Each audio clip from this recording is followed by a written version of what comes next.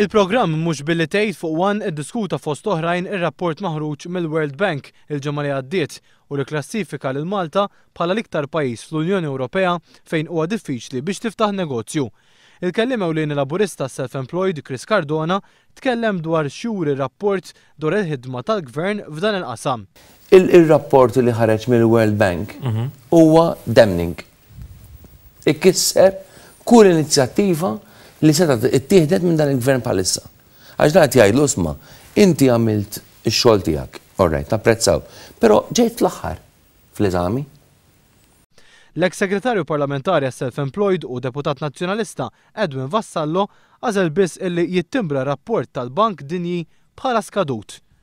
Huwa skadut. U inti qed tikkwota Da x'inhu skadut? B'informazzjoni tal-World Bank. L-informazzjoni li ta' overdated, skaduta. Jiġifieri meta il-Bank Dinji skadut. Minħat tiegħu Chris Cardona saħaq li quddiem rapport bħal dak tal-Bank Dinji kull amministrazzjoni ma tistax tieħu pożizzjoni ta' supervja.